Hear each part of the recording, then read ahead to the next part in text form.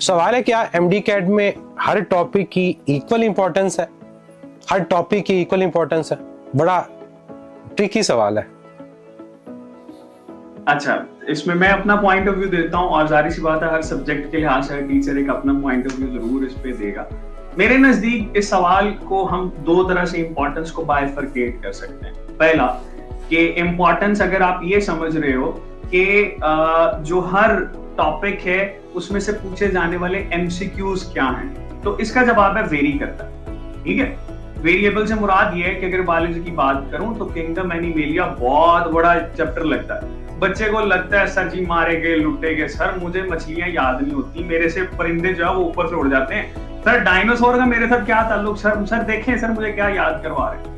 तो अगर kingdom animalia में ये चीजें हैं, उसकी इंपॉर्टेंस की बात करें तो उसमें से तो एक या दो एमसीक्यूज इस साल जिन बच्चों ने दिया वो भी बता सकते हैं, जिन्होंने पिछले साल दिया वो भी बता सकते हैं, उससे पिछले साल दिया वो भी बता सकते हैं। तो ओवरऑल जो ट्रेंड है वो मैक्सिमम एक दो या इसी के राउंड अबाउट एमसीक्यूज आते हैं। ठीक है, फिर दूसरी तरफ अगर हम लोग चलें ह्यूमन फिजियोलॉजी की तरफ, बेटा उसमें नंबर ऑफ एमसीक्यूज बहुत ज्यादा है, सेल बायोलॉजी में वैल्यू बहुत ज्यादा है। तो एक तो इंपॉर्टेंस टॉपिक वाइज जो अगर आपके जहन में इंपॉर्टेंस का कॉन्सेप्ट ये है, तो इसका आंसर मैंने बता दिया कि हर टॉपिक की वेरी करती है और वो आपको हर यूनिट स्टार्ट करने से पहले बता दिया जाता है कि बेटा इसमें से कितने एमसीक्यूज एक्सपेक्टेड हैं, कितने प्रीवियस ईयर्स में आते गए हैं और आते रहे हैं, उन्हीं की बेस के ऊपर हम चीजें आगे चलते हैं। दूसरा इंपॉर्टेंस अगर आपके जहन में ये है कि हर एमसीक्यूज को वैल्यू करना, यानी let's say the powerhouse of cell is mitochondria, वो भी आपको एक ही नंबर देगा। अगर वो पूछे कि भाई आपके पास जो है हाइपरट्रॉफी क्या होती है, उसका आंसर करोगे तो वो भी आपको एक ही नंबर देगा। तो जितनी इंपॉर्टेंस इस माइटोकॉन्ड्रिया के आसान सवाल की है, उतनी ही इंपॉर्टेंस इस मुश्किल सवाल की भी है, क्योंकि ये दोनों सवाल मिलकर ही आपका मेरिट बनाएंगे।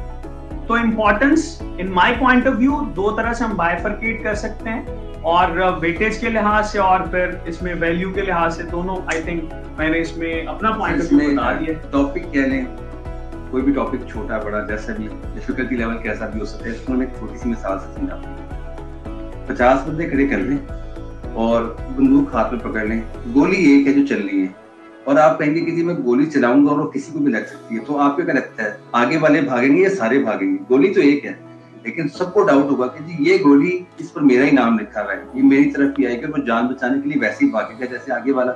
इसी तरह से जब आप हर टॉपिक को यूं देखेंगे ना कि मुझे प्रिपेयर करना है, आ गया तो आंसर कर देंगे, ना आया तो कोई बात नहीं। इसमें पिक एंड चूज नहीं है। तैयारी करें तो मुकम्मल तौर पे करें। आप जो टेस्ट देने जा रहे हैं, जिस जगह आपने आगे जो कॉलेज सोच रखा है, वहां पर आप अभी भी ऐसे ही करते जाएंगे, कुछ कर लिया कुछ छोड़ दिया। अब वो चीजें खत्म कर दें जो स्कूल लेवल तक आपने की है और कॉलेज लेवल तक भी कर ली है। अब जरा सीरियस नोट्स पे पढ़ाई करना शुरू कर दें। हर टॉपिक इक्वली इम्पोर्टेंट है। हाँ जी, और सर ने ये इसमें बड़ा अच्छा जुमला बोला, मैं इससे एक्सट्रैक्ट करता हूँ। भाई गोली खाने और गोली कराने से बाज रहे, ठीक है। गोली करवाने का मतलब ये है कि आप अपने आप को गोली ना करवाएं कि भाई ये ठीक है मैं कर लूंगा, मैं कर लूंगी। So this is something you need to understand. अभी कमेंट्स पे भी हम पढ़ रहे थे, अभी कई बच्चे कह रहे हैं कि जी लिख लो, मेरा नाम लिख लो, मैं ही टॉप करूंगा। तो ठीक है, दिल के बहलाने को ख्याल नहीं सर, इट इज गुड। मैं इसको अप्रिशिएट करता हूं कि सिर्फ देखना इजीयर सेड देन डन, कहते हैं ना, कहना आसान है करना मुश्किल है। फिर आपको you need to mean it, आपको करना भी पड़ेगा। कहने को तो मैं ये कर दूं वो कर दूं, लेकिन असल चीज ये है कि जब आप करने की तरफ आते हैं ना, तो तब पता लगता है।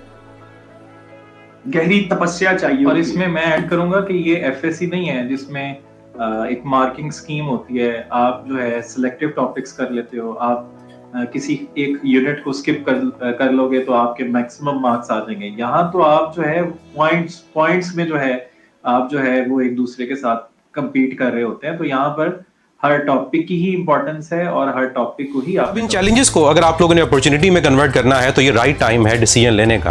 फिजिक्स इन सेकंड्स के प्लेटफॉर्म से हम 3 जनवरी से 2 सेशन स्टार्ट कर रहे हैं, इंप्रूवर्स के लिए भी और फ्रेशर्स के लिए भी। एक सेशन है अर्ली प्रेप सेशन और दूसरा है weekend prep session. Early prep session में डेली लाइव क्लासेस होंगे, रिकॉर्डेड लेक्चर्स भी होंगे, टॉपिक वाइज टेस्ट भी होंगे, यूनिट वाइज टेस्ट भी होंगे, और आप लोग तमाम प्रोविंसेस की बुक की शॉर्ट लिस्टिंग से अपनी तैयारी कर सकते हैं। और जो वीकेंड प्रेप है उसमें हर वीकेंड पे क्लास होगी, ताकि जो स्टूडेंट अब कॉलेज आ रहे हैं और अपनी इंटर के एग्ज़ाम की तैयारी भी कर रहे हैं तो वो साथ साथ MD कैट की तैयारी को भी कर सकें। और इन लाइव लेक्चर्स के अलावा रिकॉर्डेड लेक्चर्स भी होंगे, नोट्स भी होंगे और शॉर्ट लिस्टिंग भी होगी, ताकि आप किसी भी प्रोविंस के हो उन शॉर्ट लिस्टिंग के थ्रू आप तमाम प्रोविंसेस की बुक्स में जो की पॉइंट्स हैं उनको प्रिपेयर कर सको। अगर आप लोग इस अपॉर्चुनिटी को अवेल करना चाहते हैं तो आप लोग इस सेशन को ज्वाइन कर सकते हैं और इस सेशन को ज्वाइन करके MD कैट को क्रैक कर सकते हैं और अपने ड्रीम मेडिकल कॉलेज में जा सकते हैं।